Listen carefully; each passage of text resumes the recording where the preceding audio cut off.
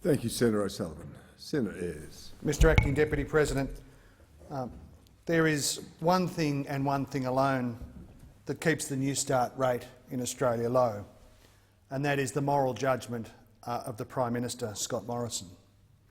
Every party in this chamber, except the one that he leads and his supplicant party in the National Party, supports a raise to Newstart. And in fact, some of them have started to have the courage to speak out. I heard some pretty mealy-mouthed contributions in the Senate this afternoon on this subject, and I imagine we're going to hear a few more this evening.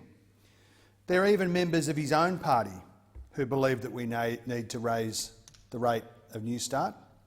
Senator Sinodinos has had a bit to say on the subject. The bloke that they idolise, the former Prime Minister John Howard, whose opinion should be taken account of, I imagine, in the Liberal Party, has had a bit to say about the subject. Former leaders of the Liberal Party have been out in the community talking about the subject, talking about the need to raise Newstart. But this show over here can't find it in its heart to raise the rate. We could start that process immediately, not with resolutions in the Senate, but with changes to regulation and legislation. But there is one man in the way, one man who refuses to admit that Newstart is too low. The words can't escape his mouth. There are formulations like, "I know it would be difficult. I can't imagine that it would be easy." They're sort of mealy-mouthed contributions. Prime Minister Scott Morrison is going to stand in the way of lifting the rate to Newstart until he's dragged kicking and screaming to the conclusion that the government can't do anything else. We have to ask the question, why? What's stopping him? He has the numbers in this parliament. He has support within his own party. And if he was concerned about the fiscal impacts of raising Newstart, why not commence a review? He hasn't hesitated before making other choices that have had an impact on the budget position of the Commonwealth. Stage 3 tax cuts. The Grattan Institute says that in 2025, towards the end of the 2020s, that period, there will need to be expenditure cuts in the range of $40 billion per annum. No hesitation for tax cuts for high-income earners. No hesitation making the choice to drive the agenda for corporate tax cuts, which again would have had a significant impact upon the fiscal capacity of the Commonwealth.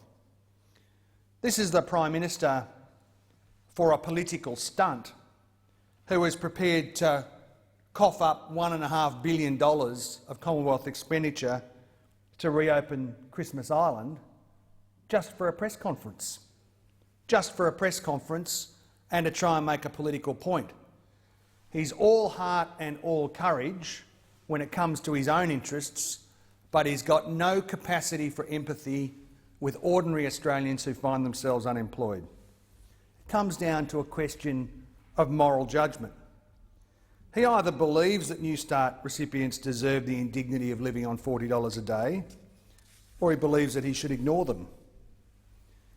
He thinks that he can ignore them because in Scott Morrison's Australia, everybody's a winner. The government is on your side, apparently, but only if we ignore the people that don't matter to him.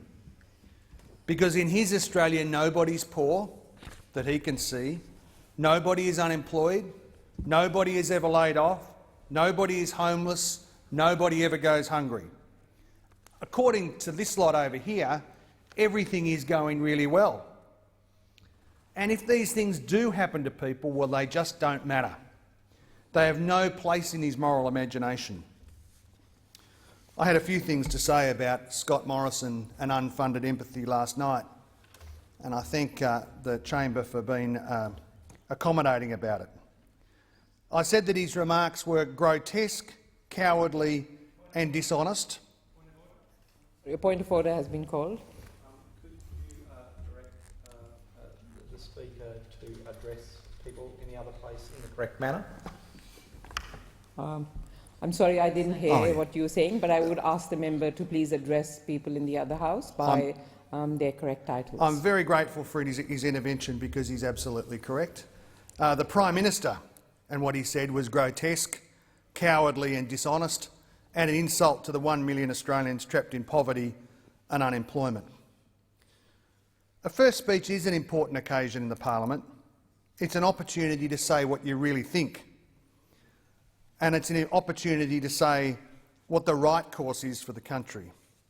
So I think it's worth returning to the Prime Minister's first speech, which he gave to the House of Representatives on the 14th of February 2008, following his election in Cook. Incidentally, that was the very moment that he switched his support from the Sydney Roosters to the Cronulla Sharks in another craven attempt to suck up to the people of Cook. Here is what he said.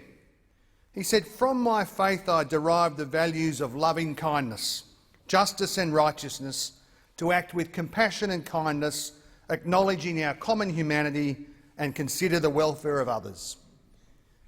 He went on to quote Desmond Tutu, of all people. He said, "We expect Christians to be those who stand up for the truth, to stand up for justice, to stand on the side of the poor and the hungry, the homeless and the naked, and then when that happens, then Christians will be trustworthy, believable witnesses."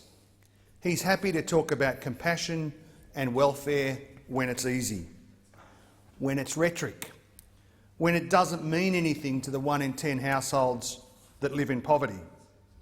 But when it comes to the substantial business of taking care of the poor, he has only unfunded empathy. It's an appearance. It's a performance. It's a line for the cameras and for the radio. The Prime Minister is a hollow man with hollow words. The Newstart rate of $40 a day is not dignity, it's destitution. It's pushing people further into poverty. It's actively preventing them from getting work. 722,000 Australians and their families rely upon the Newstart rate. I've seen what this means for working people. Working people who've lost their jobs are on an average on Newstart for 3 years. Workers that have been left behind by change in the economy deserve a bit of dignity. 50,000 workers left behind by the closure of the auto industry. Thousands of workers in other manufacturing sectors. Of course, factory closures have been a feature of this government. The evidence shows that when a factory closes, 1/3 of workers get another job, 1/3 of workers retire, 1/3 never work again. 25% of Newstart recipients are over 55. That's nearly 200,000 Australians. Council of the Ageing CEO Ian Yates said there are more unemployed workers between 55 and 64 than any other group of Australians, and they receive Newstart income supplement payments, income support payments longer than any other group as well, condemned for the rest of their working age life to $40 a day, and a regime of weekly punitive interventions. Newstart is too low to allow these workers to rebuild their lives. It's too hard. Social Security should deliver people a measure of dignity and the capacity to rebuild their lives and get on with work. Australians in tough positions facing $40 a day Newstart makes their lives worse. Single parents who've been shifted off the single parent benefit, the result, I have to say, of a decision by a previous government, are in a terrible position. They are faced with declining household payments, with the prospect of homelessness, insecurity, big challenges putting shoes on kids' feet, finding clothes for school, the terrible stress that that presents to those families, no jobs, no support, $40 a day. It's a much tougher road to hoe for people in rural and regional Australia, who apparently there are some people on the other side who still care about. $40 a day, no hope, no dignity, no jobs. Thank you, Madam Acting Deputy President.